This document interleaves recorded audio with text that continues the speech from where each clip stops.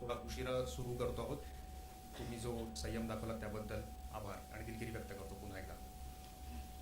हे 6वं वर्ष आहे. आपण सगळेजण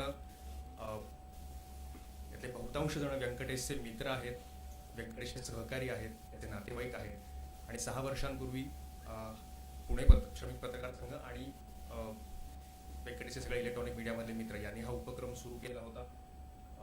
आणि त्यात दरवर्षी काहीतरी आपण एक कॉन्क्रीट करूयात, अशी एक त्याची आठवण ठेवूयात की जेणेकरून पत्रकारितेविषयी चर्चा होईल, ना की आपण फक्त 1 वर्ष आलो आणि आता किती वर्ष झाली ही आपण मोजावी. ज्या कामाबद्दल त्याला खूप आवड होती त्या कामाविषयी काहीतरी आपण उपक्रम करावात आणि म्हणून ही व्याख्यानाची संकल्पना तेव्हा पुढे आली होती. आणि त्याच्यामध्ये आतापर्यंत अर्णब गोस्वामी, जय देशमुख, टी साईनाथ, त्याच्यानंतर सिद्धार्थ वरदराजन आणि गेल्या वर्षी पुण्यप्रसून वाजपेयी असे भारतातली टेलिव्हिजन जर्नलिझममधले आणि पत्रकारितेतली जी महत्त्वाचे नावं, चेहरे ज्यांचा आदरयुक्त नाव घेतलं जातं असे सगळे लोक इथं येऊन गेलेले आहेत. आणि आता त्याच्यामध्ये दिबांग हे अजून एक नाव आलेलं आहे. त्या सगळ्यांचं मी मंचावर इथं स्वागत करतो. तुम्हा सगळ्यांचंही आभार की एवढ्या मोठ्या संख्येनं दरवर्षी तुम्ही सगळे इथे येत आहात. मी पत्रकार संघाचे अध्यक्ष जितेंद्र काष्टेकर यांना विनंती करतो की त्यांनी दिबांग यांचा सत्कार करावा. पुष्पगुच्छ, त्यासोबत फुलवेल, पगडी आणि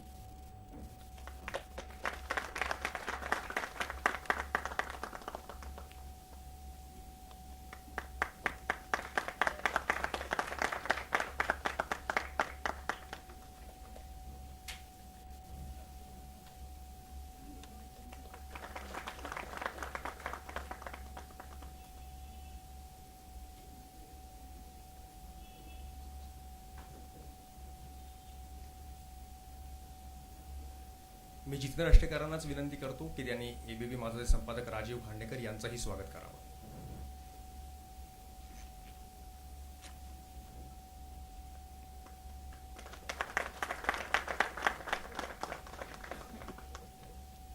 मी राजीव खांडेकर यांना विनंती करतो की त्यांनी त्या उपक्रमाबद्दल, व्यंकटेशबद्दल आणि जो आपला आजचा विषय आहे त्याबद्दलही थोडंसं बोलावं आणि त्यानंतर आपण मुख्य कार्यक्रमाकडे वळूया.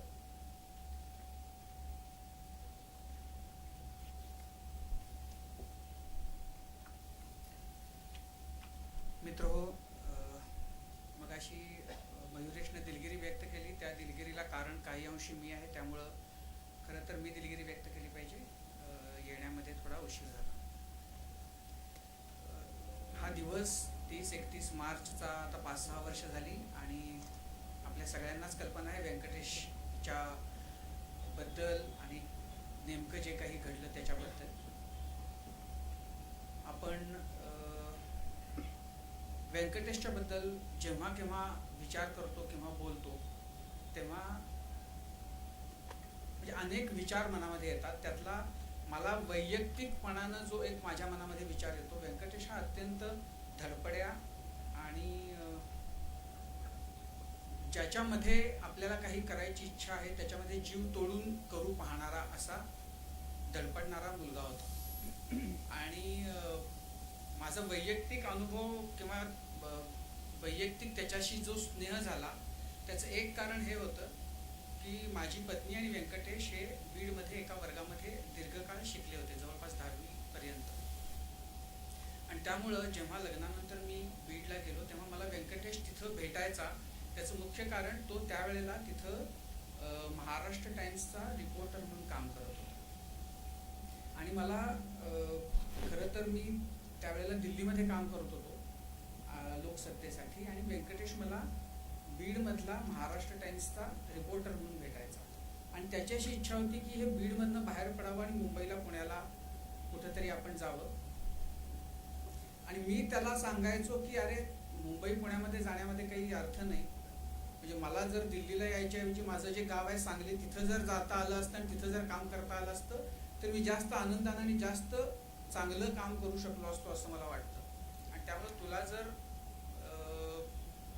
बीडमध्ये राहून बीडच्या बद्दल लिहिता येतं आणि चांगला पेपर आता आहे तुझ्याबरोबर तर तू ते करावंस असं मला वाटतं.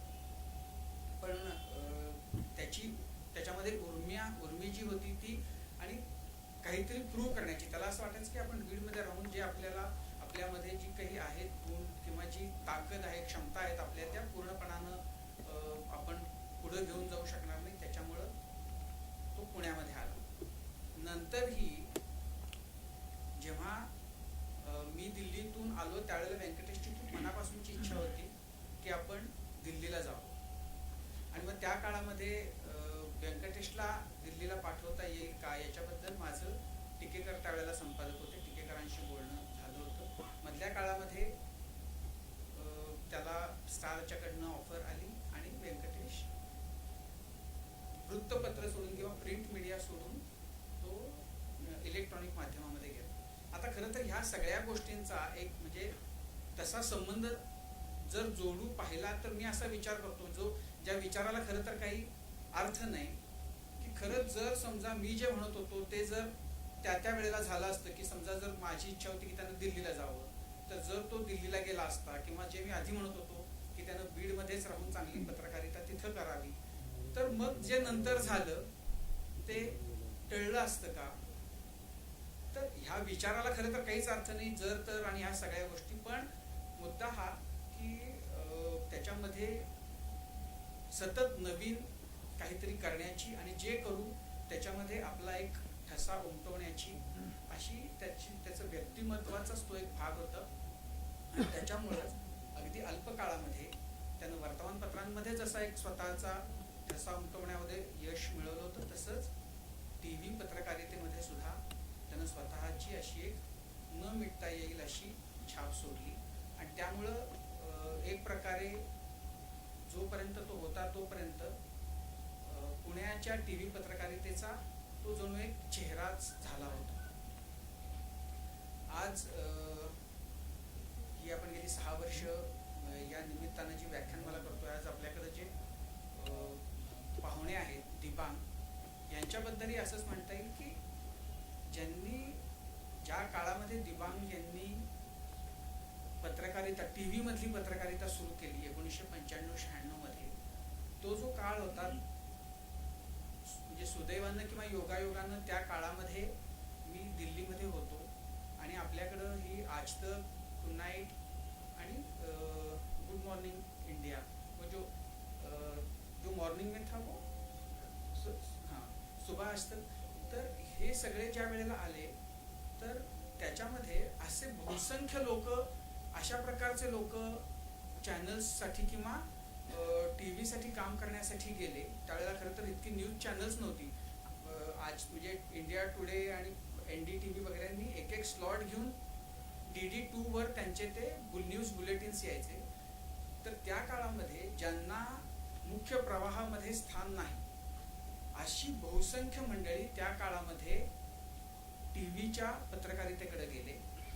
पण त्याला प्रतिष्ठा जर मिळाली त्या प्रकारच्या पत्रकारितेला, तर ती दिबांग, राजदीप अशी मुख्य प्रवाहामध्ये स्वतःचं नाव असलेली जी काही मंडळी होती, ज्यांनी स्वतःचा ठसा. मला दिबांगचं, मी कॉलेजमध्ये असल्यापासून मी टाइम्स ऑफ इंडियामध्ये दिबांगच्या बायलाईन्स वाचत आलेलो होतो, दिबांगचे रिपोर्ट्स बघत होतो, त्याच्या बायलाईन्स बघत होतो.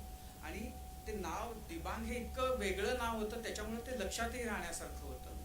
तर अशी मंडळी TV मध्ये त्या काळामध्ये आली आणि त्याच्यामुळं TV जर्नलिझमला जो रिस्पेक्ट आहे तो ह्या मंडळींच्यामुळं मिळाला.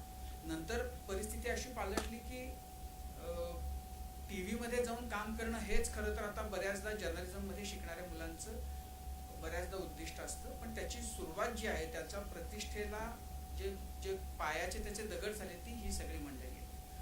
आणि आज दिबांग आपल्या सगळ्यांबरोबर गप्पा मारण्यासाठी आहेत. त्यांचा विषय इंटॉलरन्स, नॅशनलिझम आणि मीडिया असा आहे. एकूण गेल्या काही काळामधलं आपल्याकडचं एकूण वातावरण आणि त्या वातावरणाच्या बद्दल होत असलेल्या प्रतिक्रिया आणि त्याच्यामध्ये मीडियाची होत असलेली खरं तर फरफड, म्हणजे हा सध्याचं जे वातावरण आहे की तुम्ही म्हणजे तुमच्या बातमीदारी करताना तुम्ही जरासे ह्याच्यावर टीका केली की तुम्ही लगेच दुसऱ्या बाजूचे भाट होऊन जाता आणि तुम्ही कालपर्यंत ज्यांच्यावर तुमच्यावर जो शिक्का असतो की तुम्ही यांचे भाट आहे, तुम्ही जरा दुसऱ्या बाजूवर जरा टीका केली की कालपर्यंत तुमच्याबद्दल आरत्या ओवाळणारे लगेच तुमच्याबद्दल शिव्या घालायला सुरुवात करतात. इतकी मीडियाच्या बद्दलची सुद्धा असहिष्णुता सध्या समाजाच्या मनामध्ये आहे. आणि त्यामुळं ह्या सगळ्या पार्श्वभूमीवर एकूण देशातलं वातावरण, मीडियातलं वातावरण, देशात जे घडतंय त्याच्याबद्दल मीडिया ज्या पद्धतीनं रिॲक्ट होतोय म्हणूया किंवा व्यक्त होतोय म्हणूया, ह्या सगळ्याबद्दल दिबांग बोलतील. ते एक सुरुवातीला 10-15 मिनिटं बोलतील आणि त्याच्यानंतर आपण प्रश्नोत्तरही घेणार आहोत. दिबांग असं म्हणाले की संपादक जे असतात ते भाषणं करतात, मी कायम रिपोर्टर राहिलेलो आहे त्यामुळे मला भाषणं करता येत नाही, तर पण ते छान बोलतात, तुम्ही आता सगळेजण अनुभवालच. आणि प्रश्नोत्तरांमध्ये ते जास्त प्रश्नोत्तरांमधून उलगडत जातील अशी मला खात्री आहे. मी एवढंच बोलून थांबतो. नमस्कार.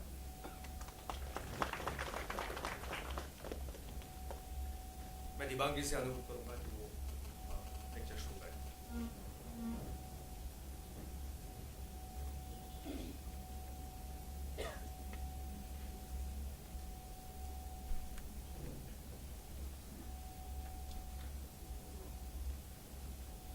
नमस्कार.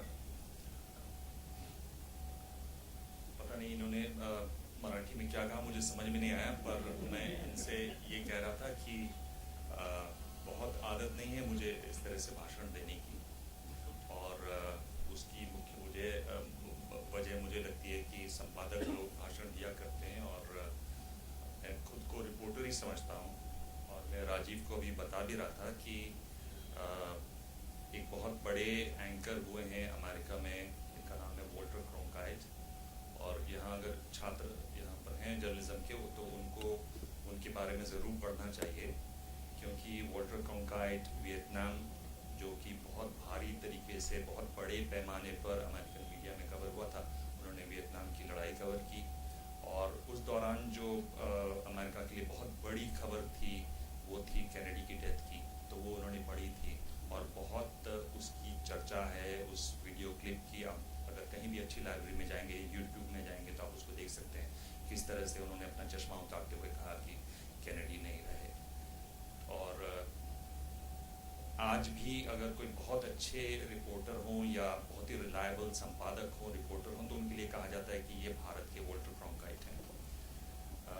तो उन्होंने अपनी जीवनी में लिखा है कि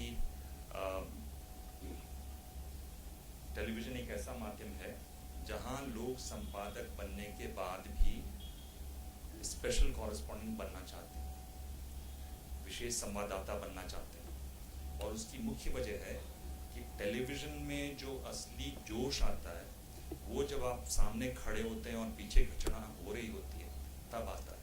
जब आप लाइव रिपोर्टिंग करते हैं उसका जो जोश है वो आप एयर कंडीशन कमरे में बैठकर लोगों की छुट्टियां सैंक्शन करके अपना फ्लो चार्ट बना के लोगों की घटनाएं वो आप नहीं कर पाते. मुझे हमेशा ऐसा लगता है उसको भी लोग करते हैं दूसरी चीज़ों को कि भाई शाम का रन डाउन तैयार करें, स्टोरी में क्या क्या एंगल लेना है वो लें, पर मुझे लगता है कि मुझे वो ज़्यादा पसंद है. और वो बात तस्दीक की एक तरीके से वॉल्टर क्रॉन्काइट ने. जब मुझे कहा गया वेंकटेश चपलगांवकर पर बोलने के लिए, तो मैं उनके बारे में या यहाँ आने के लिए तो मैं उनके बारे में जानता नहीं था. मुझे बताया गया कि बहुत होनहार पत्रकार, बहुत श्रम करने वाले पत्रकार और बड़े तेवर थे उनमें. आप ये तस्वीर भी अगर देखें तो उसमें एक तेवर दिखाई देता है, एक सामान्य तस्वीर नहीं कि वो ऐसे खड़े हुए हैं, उनके हाथ बंधे हुए हैं और जिस तरह से वो खड़े हुए हैं एक एंगल से खड़े हुए हैं. मुझे इस तरह की छोटी चीज़ें, इस तरह की डिटेलिंग नोटिस करने में, उनको समझने में बहुत आनंद आता है. मैं काफ़ी उसको मैं स्टडी करता हूँ और मुझे लगता है कि अगर आपको अच्छा जर्नलिस्ट बनना है तो डिटेलिंग बहुत ज़रूरी है. ये बहुत ज़रूरी है कि हम हर स्टोरी की छोटी छोटी डिटेल जानें.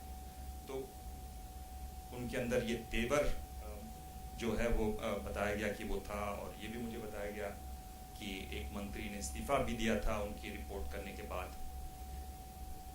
ये उनको याद करने का दिन है. उनको मैं नहीं जानता हूँ, पर मैं ये जानता हूँ कि वो पुणे के लिए first generation of television journalist जो थे रिपोर्टर्स जो थे उनमें शामिल थे। आप लोग गर्दन हिला रहे हैं, इसका मतलब मेरी बात ये सही है। तो मैं ये कह रहा हूँ कि जो फर्स्ट जनरेशन के लोग किसी भी फील्ड में आते हैं, वो जो भी करते हैं वो नया होता है, वो पहली बार होता है, क्योंकि हम लोग फर्स्ट जनरेशन के हैं।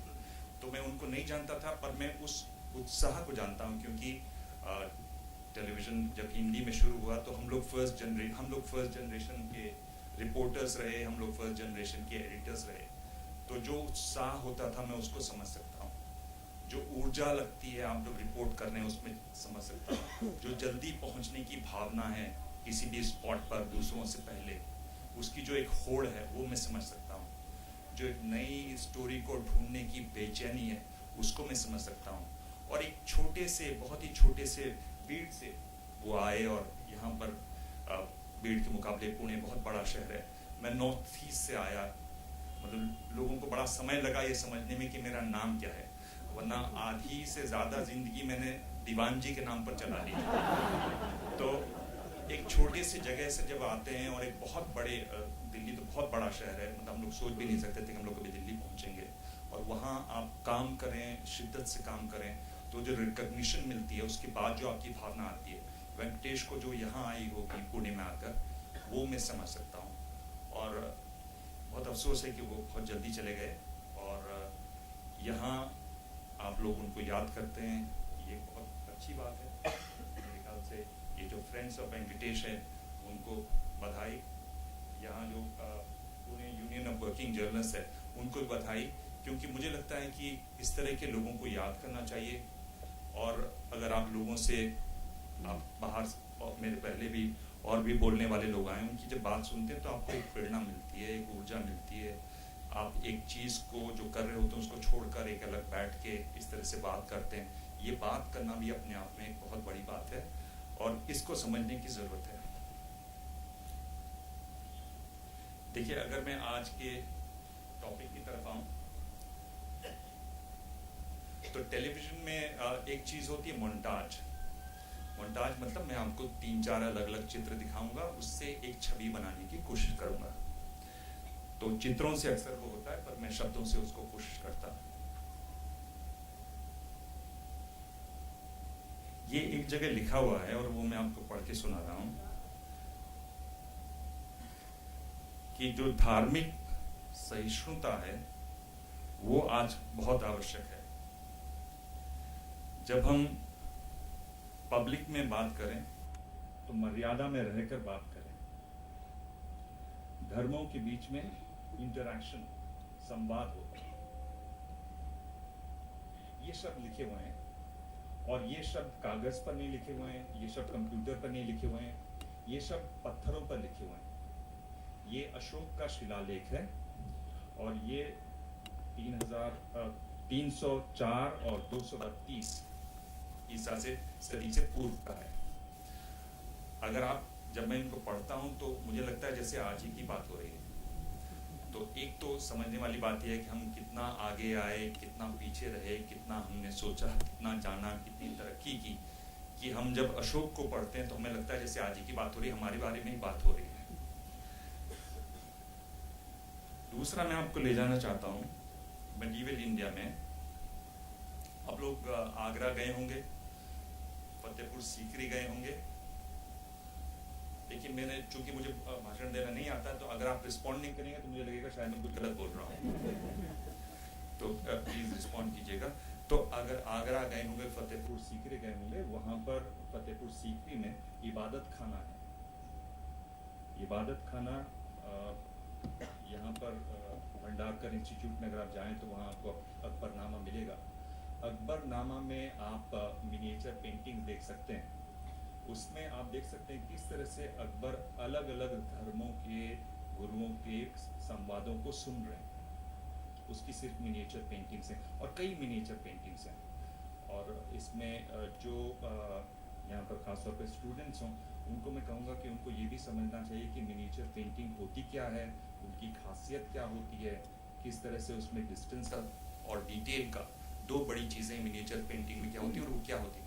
मुझे लगता है कि आज जो मैं बात कर रहा हूँ, मैं ज़्यादा, मेरे जहन में वो लोग हैं जो बिल्कुल नए हैं यहाँ पर, जो जर्नलिज्म के स्टूडेंट्स हैं, क्योंकि ये उम्र होती है जब आप छोटी चीज़ें मैं बार बार इस पॉइंट पर आऊँगा क्योंकि मुझे बहुत क्लियर है कि आप डिटेलिंग कर सकें, आप जान सकें कि ये मिनिएचर पेंटिंग बोल रहा है तो मिनिएचर पेंटिंग बाकी पेंटिंग से अलग क्यों होती है, क्या सिर्फ साइज में अलग होती है या उसके स्टाइल में भी कुछ फ़र्क होता है। मैं रंग कैसे बनते हैं वहाँ नहीं जा रहा हूँ, मैं सिर्फ एक बहुत मोटी बातें कर रहा हूँ क्योंकि ये सब आप लोगों को जानना चाहिए, इससे आपको पढ़ने में सीखने में एक मदद मिलती है। तो अकबर बैठे हुए हैं और वो सब की बातें सुनते हैं। अकबर के बाद में आ जाता हूँ और ये लिखा हुआ ये लाइन बहुतों को याद भी होगी, liberty of thought, expression, belief, faith and worship. ये आपके कॉन्स्टिट्यूशन का प्रीएम्बल है। मैं कह रहा हूँ कि जब हम बात कर रहे हैं टॉलरेंस की, जब हम बात कर रहे हैं नेशनलिज्म की, तो ये जो 3 चीज़ें मैंने बताई हैं, ये एक तरीके से पैमाने हो सकते हैं जिनसे आप उन सबको तौल सकते हैं।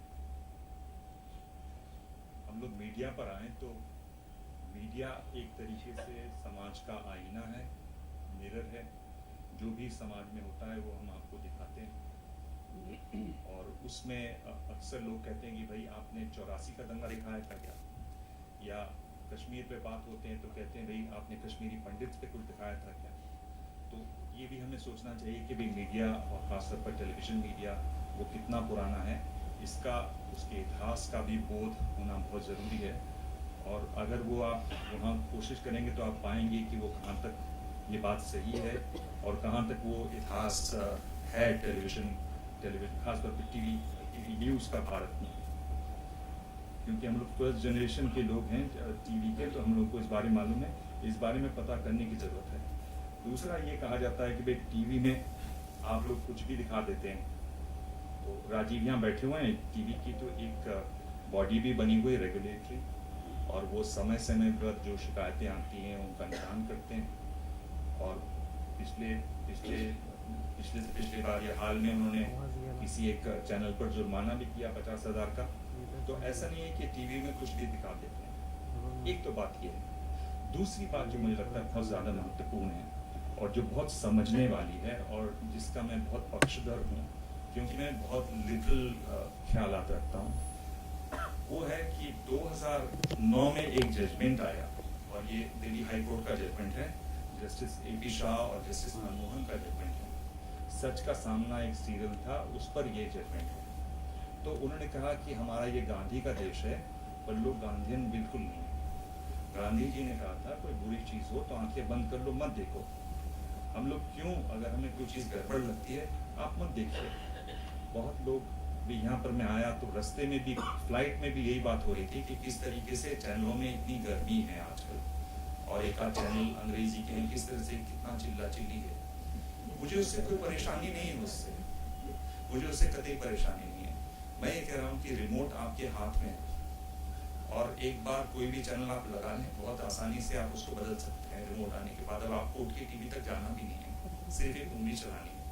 तो क्यों परेशानी होनी चाहिए मुझे, इसलिए उससे कोई परेशानी नहीं है। पर ये जो बात कही कि जस्टिस AP शाह ने और जस्टिस मनमोहन ने, ये एक समझने की बात है। उन्होंने ये भी कहा इस जजमेंट में कि आप को हम बता दें कि इस कोर्ट में हम 2 जज ऐसे हैं जो टीवी कभी देखे ही नहीं, इनके पास टीवी है ही नहीं। तो आप ज़रूरी नहीं है कि टीवी देखें ना देखें, पर आपके पास रिमोट है, अगर आप देख रहे हो, अगर आपको परेशानी हटा दीजिए। मुझे परेशानी तब होती जब केवल एक ही चैनल होता और उसमें बहुत ज़्यादा चिल्ला चिल्ली होती, तब मुझे परेशानी होती। आज इतने टीवी चैनल हैं कि आप बदल सकते हैं। और अगर आप ये कहें कि भाई टीवी बड़ा बायस्ड है, मुझको नहीं लगता कि हमारे दर्शक ऐसे हैं कि वो टीवी देखते हैं और उसकी हर बात को विश्वास ही करते जाते हैं। हर दर्शक को मालूम होता है, जैसे इंग्लैंड वगैरह में हर पाठक को मालूम होता है कि अगर मैं ये पेपर पढ़ रहा हूँ तो इसका स्लांट कितना है, ये पेपर पढ़ रहा हूँ तो ये किसका समर्थन करेगा, ये किस पेपर पढ़ रहा हूँ तो ये किसकी आलोचना ज़्यादा करेगा। उसी तरह से टेलीविजन के बारे में, चूंकि अगर आप रोज न्यूज़ ग्रहण करते हैं तो उसके बारे में आप जानते हैं, उसमें इतना परेशान या हैरान होने की वहाँ भी बात नहीं है। मुझे लगता है कि ये इस बात को सिर्फ समझने की ज़रूरत है। मुझको लग रहा है कि वो समझने में कहीं ना कहीं भूल हो रही है, चूक हो रही है कि हम एक ही चैनल के पीछे या 2 चैनलों के पीछे पड़ जाते हैं। परेशानी है तो सिर्फ ये है कि बाकी चैनलों को भी उतनी मेहनत करनी चाहिए जितने और दूसरे चैनल करते हैं। उसमें जब कमी आती है तो उससे मुझे परेशानी होती है। बाकी टेलीविजन के बारे में एक ये भी है, जो टेलीविजन लोग नहीं देखते हैं और ये मैं अक्सर सुनाता हूँ, ग्राउचो मार्क्स हैं, उन्होंने कहा टेलीविजन के बाद में कि टेलीविजन बड़ा एजुकेशनल होता है। तो मुझे कोई कहता है कि मैं टीवी न्यूज़ नहीं देखता तो मैं अक्सर ये किस्सा सुनाता हूँ। तो उन्होंने कहा कि टेलीविजन बड़ा एजुकेशन होता है क्योंकि जब भी कोई टीवी चलाता है मैं बगल के कमरे में जाकर किताब पढ़ता हूँ। तो टेलीविजन के फायदे ऐसे भी हैं।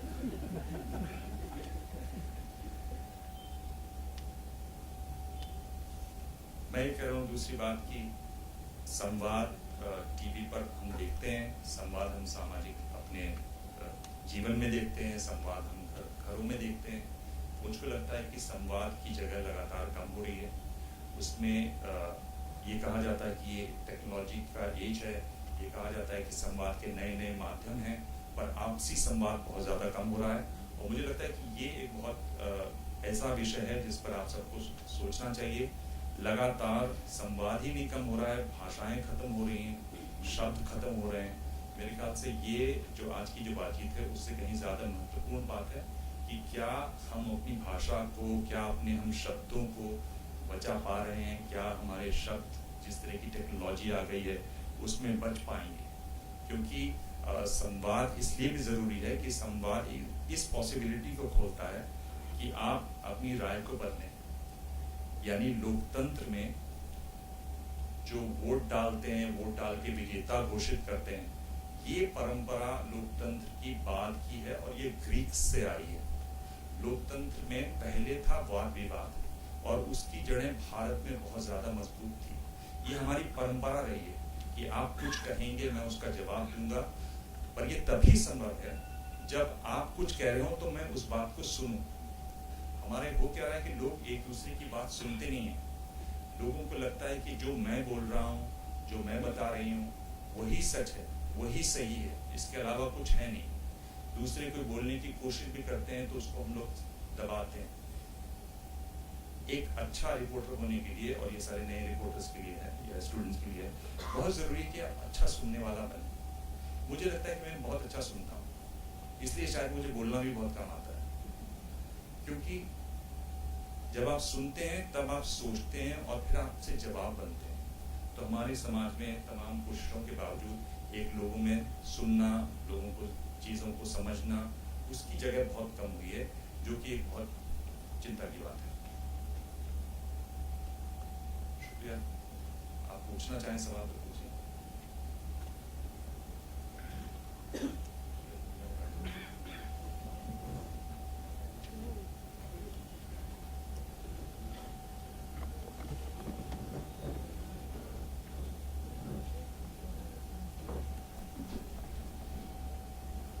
त्यांचं पहिल्यापासूनच हे म्हणणं होतं की आपण जास्त इंटरॅक्शन करूया. ज्यावेळेस त्यांना व्याख्यानासाठी विचारलं होतं त्यावेळेस पण त्यांचा त्याच्यावरच भर होता. त्यामुळं ओपन हाऊस आहे, या विषयाशी संबंधित किंवा टेलिव्हिजनशी संबंधित अनेकांना उत्सुकता आहे, अनेकांना आक्षेप जास्त आहेत, हेही माहिती आहे. तर तेही तुम्ही त्यांना खुलेपणाने विचारू शकता आणि मला वाटतं की आपण जास्तीत जास्त चर्चा वगैरे करावं, विचारावं.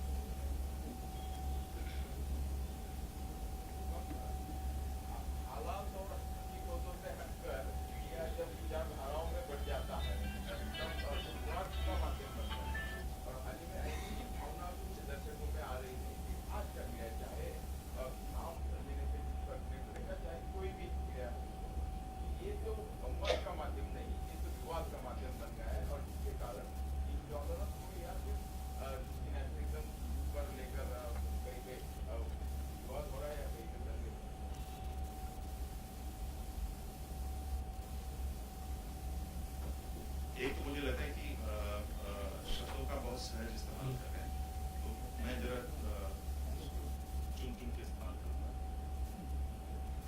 अगर आपको लग रहा है कि फलाने चैनल में इस तरह की प्रवृत्ति है या किसी और चैनल में प्रवृत्ति है, मैं फिर उसमें परेशानी क्या है? अगर हम ये समझ रहे हैं कि ये चैनल एनसीपी को सपोर्ट करता है, ये चैनल बीजेपी को सपोर्ट करता है, ये कांग्रेसी चैनल है, तो उसमें मुश्किल क्या है? मुझे ये समझ में नहीं आ रहा, क्योंकि आपके पास तीनों पार्टियां हैं, तीनों पार्टियों के चैनल हैं। और ऐसा नहीं कि सिर्फ 3 ही चैनल हैं, अगर आप देखेंगे तो 3-4 चैनल और भी हैं। अगर आप उनको क्लोजली देखेंगे तो उनमें पाएंगे कई कुछ निष्पक्ष होने की कोशिश कर रहे हैं, कुछ निष्पक्ष हैं, कुछ मौसम निष्पक्ष हो जाते हैं। तो अगर आप न्यूज़ के न्यूज़ को आप रोज ग्रहण करते हैं, न्यूज़ से आप प्रेम है, न्यूज़ आप सुनना समझना चाहते हैं, मुझे लगता है इससे परेशानी नहीं होनी चाहिए। मुझे लगता है कि इसमें थोड़ी आपको मेहनत करनी पड़ती है, या हो सकता है आप ये नहीं चाहते कि भाई वो उसके बारे में क्यों बात करता है, वो हमारी पार्टी के बारे में बात क्यों नहीं करता। मैं नहीं कह रहा आप किसी पार्टी से हो, मैं एक चीज़ बता रहा हूँ, उसमें मुश्किल क्या है। मुझको लगता है कि आप जिस तरह का मीडिया है उसमें वो ऐसे ही रहेगा, ऐसे ही है दुनिया भर में। ऐसा नहीं है कि भाई बाहर सब दूध के धुले हुए हैं या बाहर सब निष्पक्ष है, वहाँ भी अलग अलग स्लांट रहते हैं। उसमें आप अपने हिसाब से जो आपको सही लग रहा है, जो आपको निष्पक्ष लग रहा है, वो आप सुन लीजिए। और न्यूज़ तो ऐसी चीज़ नहीं है कि आप साल में एक बार सुनते हैं, होली दिवाली तो है नहीं। न्यूज़ तो आप 365 दिन सुन सकते हैं, और इनका चैनल तो 24 घंटे चल रहा है, आप 24 घंटे उसको सुन सकते हैं। तो वही मैं कह रहा हूँ कि इसमें इतना ज़्यादा विचलित होने की ज़रूरत नहीं है। ये मुझे ये सवाल बहुत बार पूछा जाता है, मैंने पिछले हफ्ते भी एक इंटरव्यू इसी पर एक चैनल पर दिया। मेरा यही कहना था कि मुझे लगता है कि इस पर बहुत ज़्यादा चिंता करने की ज़रूरत नहीं है। ये बहुत गौण, बहुत छोटी सी बात है, बहुत ज़्यादा बड़ी बात नहीं है, क्योंकि आपके पास प्लुरैलिटी है, आपके पास बहुत सारे चैनल्स हैं।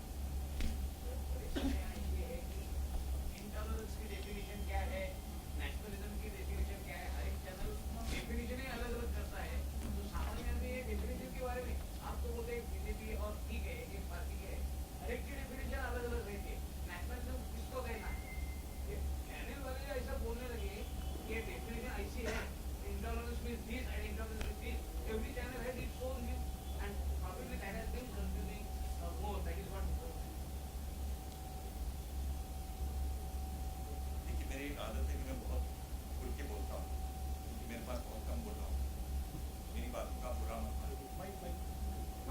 पहले आपसे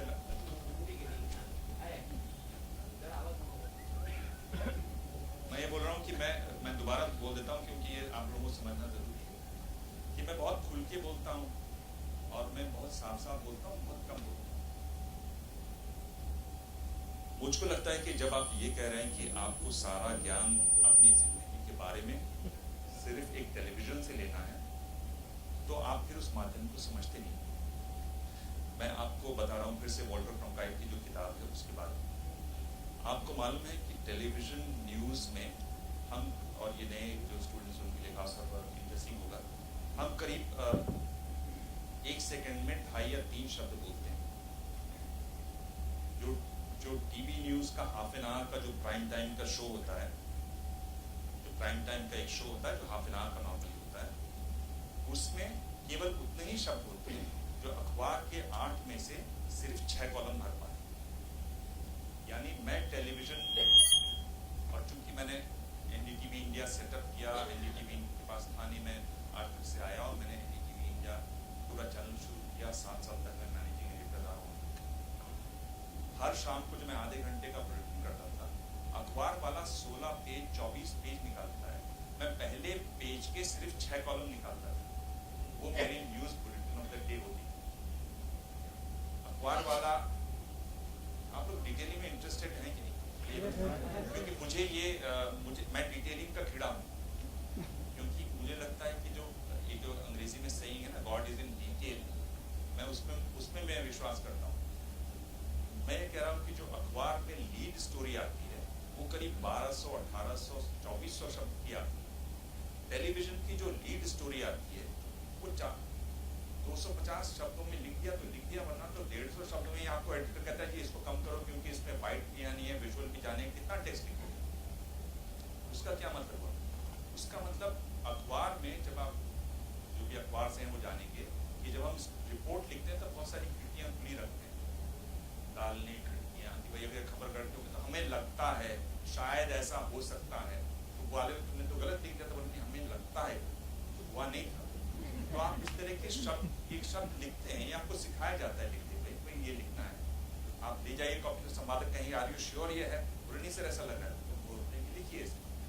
टेलीविजन में उसकी गुंजाइश नहीं है, ये बहुत सुपरफिशियल मीडियम है, टेलीविजन बहुत सुपरफिशियल मीडियम है। और ये वॉल्टर क्रॉन्काइट कह रहे हैं जो एक तरीके से गुरु हैं टेलीविजन के।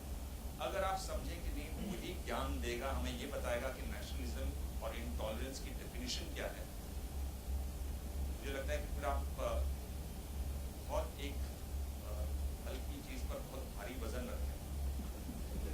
अगर आपको वो पता करना है, आप अखबार के एडिटोरियल्स पढ़िए, आप मैगजीन्स पढ़िए, आप किताबें पढ़िए। मेरे ख्याल से जिंदगी से मोहब्बत हमेशा रहनी चाहिए, उसको छोड़ना नहीं चाहिए, और चीज़ों को उठाने की, समझने की, उनको खोल के देखने की, उलटने पलटने की ये कोशिश भी रहनी चाहिए। अगर आप टेलीविजन के भरोसे रहेंगे, टेलीविजन को आपको गुंजाइश नहीं देता। लेकिन टेलीविजन की तो चिंता ये रहती है कि हम शब्द और वाक्य इतने छुट्टे लिखें कि आपको समझ आ जाए, एक बार में समझ आ जाए। क्यों? अखबार में तो आप उस वाक्य को दोबारा पढ़ सकते हैं, टेलीविजन में राजीव एक बार बोल के निकल गए, आपको नहीं समझ में आया तो आपने चैनल बदल दिया, फिर क्या पता नहीं क्या बोल गई। ये सच्चाई है। टेलीविजन में सारा ध्यान रहता है कि मैं छोटे शब्द लिखूं, छोटे वाक्य लिखूं, सरल बनाऊं, ताकि मैं जो बोल रहा हूं वो आपको एक बार में समझ में आ जाए। और हमको जिन्होंने टेलीविजन सिखाया, मिलिंद को टेलीविजन सिखाया, SP सिंह कहते थे कि दिमाग सबसे अच्छी कॉपी लिखती है। तो मैं उनको बोलता था, सर मेरे को जितने भी हिंदी के शब्द आते हैं मैंने सब लिख दिए सर। आप इच्छा पर, मुझे सिर्फ इच्छा ही शब्द आता है, मुझे उसके पर्यायवाची नहीं आते। अगर आप हिंदी से पढ़कर आए हैं, आप हिंदी में आपने किए या नहीं किया हुआ है, तो आपको इच्छा के लिए 6 और शब्द आपके दिमाग में गूंज रहे हैं, आप पता नहीं कौन सा लगाएंगे उसको, पर दिमाग को आता ही एक है। तो वो मेरा हिंदी भाषा को ठीक से ना आना मेरे लिए टेलीविजन की वजह से एक तरीके से लाभप्रद साबित हुआ।